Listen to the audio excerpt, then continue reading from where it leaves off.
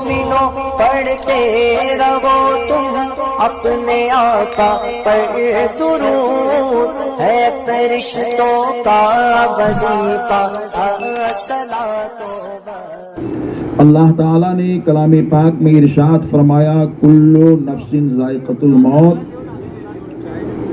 جس کا ترجمہ ہے ہر نفس کو موت کا مزہ چکھنا ہے۔ آج ہم اور آپ دیکھتے ہیں تو ہر چیز میں اختلاف نظر آ رہا ہے، کوئی ایسی چیز نہیں ہے جس میں اختلاف نہ پایا جا رہا ہو۔ اسی زمین و آسمان کے مابین کچھ لوگوں نے رب کی ربوبیت سے اختلاف کیا اور کہا میں بھی رب ہوں، جیسے فرعون، شداد وغیرہ۔ کچھ لوگوں نے نبیوں کی نبوت سے اختلاف کیا، کچھ لوگوں نے صحابیوں کی صحابیت سے اختلاف کیا، کچھ لوگوں نے ولیوں کی ولایت سے اختلاف کیا، کچھ لوگوں نے آسمانی کتابوں کی کتابیت سے اختلاف کیا، کچھ لوگوں نے مومن کے ایمان سے اختلاف کیا، اور یہ اختلاف کا ماحول تو اتنا عام ہے کہ ہر گھر، ہر شہر، ہر قصبہ، ہر ملک،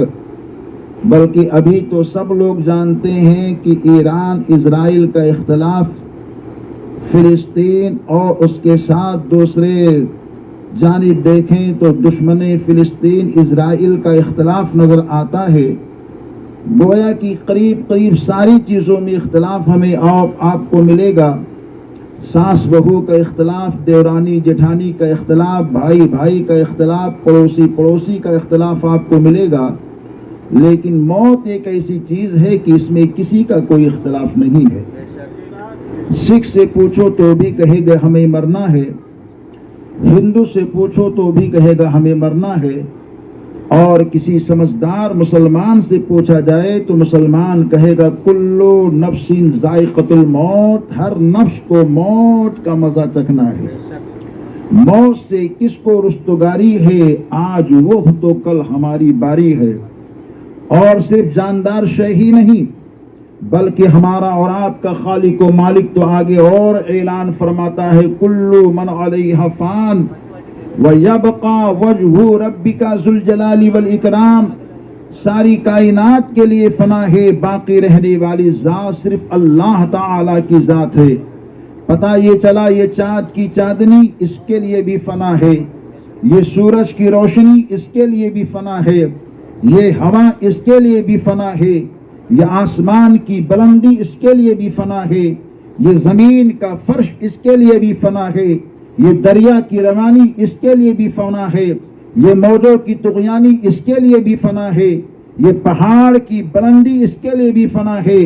ساری کائنات کے لیے فنا ہے، باقی رہنے والی ذات صرف اللہ کی ذات ہے۔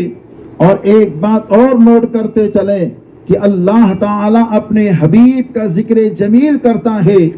تو اعلیٰ حضرت فاضل بریلوی نے یہاں سے استخراج کیا کہ اللہ کی ذات باقی ہوگی اور مصطفیٰ کی بات باقی ہوگی، جبھی تو دنیا کے لوگوں نے چاہا کہ ذکر نبی کو مٹا دیا جائے، تو میرے امام اپنے بریلی کے نوری چٹائی سے بیٹھ کر کے آواز دیتے ہیں مٹ گئے مٹتے ہیں مٹ جائیں گے عادات تیرے، نہ مٹا ہے نہ مٹے گا کبھی چرچا تیرا۔ موت ایک ایسی چیز ہے کہ اس میں کسی کا کوئی اختلاف نہیں ہے، ہر انسان کو مرنا ہے۔ جوان دیکھو تو وہ بھی دنیا سے جا رہا ہے، بچہ دیکھو وہ بھی دنیا سے جا رہا ہے، مرد کو دیکھو وہ بھی دنیا سے جا رہا ہے، عورت کو دیکھو وہ بھی دنیا سے جا رہی ہے، ساس کو دیکھو وہ بھی دنیا چھوڑتی ہوئی جا رہی ہے، بہو کو دیکھو وہ بھی دنیا چھوڑتی ہوئی جا رہی ہے، پڑوسی کو دیکھو وہ بھی دنیا چھوڑتا ہوا جا رہا ہے۔ کچھ لوگ تو ایسے ہیں کہ ماں کے پیٹ میں رہتے ہیں، 1 مہینے کا نطفہ قرار پایا اور اسی میں ان کی موت ہو جاتی ہے، وجود ختم ہو جاتا ہے، یہ ان کی زندگی ہوتی ہے۔ کچھ لوگ ایسے ہوتے ہیں جو 6 مہینے تک ماں کے پیٹ میں رہتے ہیں، اور اس کے بعد میں موت واقع ہو جاتی ہے۔ کچھ لوگ ایسے آتے ہیں دنیا میں کہ پیدا ہو گئے، آنکھ کھولی اور موت آ گئی، دنیا سے چلے گئے، یہ بھی ایک ان کی زندگی ہے۔ کچھ لوگ ایسے ہوتے ہیں 1 سال جیے دنیا سے چلے گئے، کوئی 2 سال جیتا ہے دنیا سے چلا جاتا ہے، کوئی 4 سال جیتا ہے دنیا سے چلا جاتا ہے۔ اللہ دنیا کے اندر اپنے بندوں کو بھیجتا ہے اور بھیجنے کے بعد میں اپنے قدرت کاملہ کا اظہار بھی فرماتا ہے۔ اے میرے بندے، اپنے رب کی قدرت کو دیکھ لے، تو کچھ بھی نہیں تھا مگر تیرے معبود نے تجھ کو تیرے ماں کے پیٹ میں ٹھہرایا، تیرے معبود نے تجھ کو زمین پر بھیجا، تیرے معبود نے تیرے لیے چلنے کے لیے پیر بنائے، تیرے معبود نے تیرے لیے ہاتھ دیے ہیں، تیرے معبود نے تیرے لیے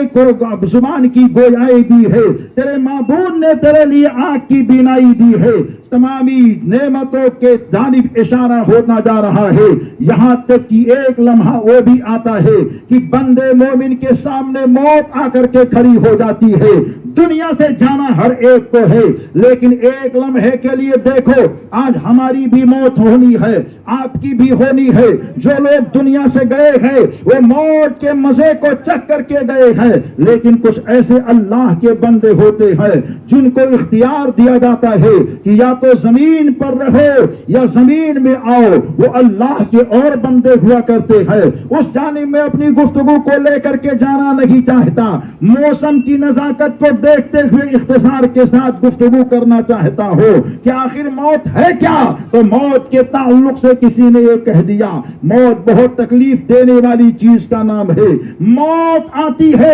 انسان کے گھر کو ویران کر دیتی ہے، کسی نے کہا موت آتی ہے آباد گھر کو برباد کر دیتی ہے، موت آتی ہے ایک بیٹے کو باپ سے دور جدائی پیدا کر دیتی ہے، موت آتی ہے ایک ماں کو بیٹے سے الگ کر دیا کرتی ہے۔ کہنے والی بولیاں یہ بولتی ہیں، موت آتی ہے گھر کو ویران کر دیا کرتی ہے، طرح طرح کی لوگ گفتگو کیا کرتے ہیں، لیکن عزیزو یہ موت آتی ہے تو ایک ماں کو بیٹے سے دور کرنے نہیں آتی ہے، یہ موت آتی ہے تو ایک باپ کو بیٹے سے الگ کرنے نہیں آتی ہے، یہ موت آتی ہے تو ایک شوہر کو بیوی سے جدا کرنے نہیں آتی ہے، یہ موت آتی ہے تو کسی کے گھر کو برباد کرنے نہیں آتی ہے، بلکہ موت آتی ہے تو ایک عاشق کو معشوق تک پہنچانے آتی ہے، ایک دیوانے کو نبی کا دیدار کرانے آتی ہے۔ موت ایسے ہی نہیں آتی ہے، بلکہ موت جب آتی ہے تو ایسے شخص کے سامنے آتی ہے جو نبی کی محبت میں تڑپتا ہے، تو موت کہتی ہے اے نبی کے دیکھنے کے لیے آنکھوں کو کھول کر کے چلنے والے، نبی کو دیکھنا چاہتا ہے قربانی دینی پڑے گی، نبی کو دیکھنا چاہتا ہے موت کا سامنا کرنا پڑے گا، نبی کو دیکھنا چاہتا ہے، اور نبی کا دیوانہ کہتا ہے ہمیں کچھ نہیں چاہیے، ہمیں چاہیے تو آمنہ کے لال کے نورانی چہرے کا دیدار چاہیے۔ تو موت آ جاتی ہے اور مچل مچل کر کے دیوانے سے کہتی ہے اے دیوانہ تو دیکھ تو تیار ہے تو آجا، میں رہے گا تو میں وہاں رہوں گی، جلوت میں رہے گا تو میں وہاں آ کر کے رہوں گی، تو کہاں رہے گا؟ مکان میں رہے گا وہاں آ کر کے رہوں گی، ہندوستان میں رہے گا تو وہاں بھی آ کر کے رہوں گی۔ تو نبی کا دیوانہ کہتا ہے موت تو آ، ہم آقا کا دیدار کرنا چاہتے ہیں۔ دیوانہ ملک ہند میں رہتا ہے، موت سے مقابلہ کرتا ہے، سامنا کرتا ہے، تو موت کہتی ہے ہندوستان میں رہ کر کے تو نے سامنا کیا ہے موت سے نبی کے دیدار کے لیے، تو غم مت کر، اب قبرستان میں دیدار ہوگا تو کسی عام کا دیدار نہیں ہوگا، رسولوں کے سرکار نبیوں کے امام کا حسین دیدار ہوگا۔ تو یہ موت جو آتی ہے دیوانوں،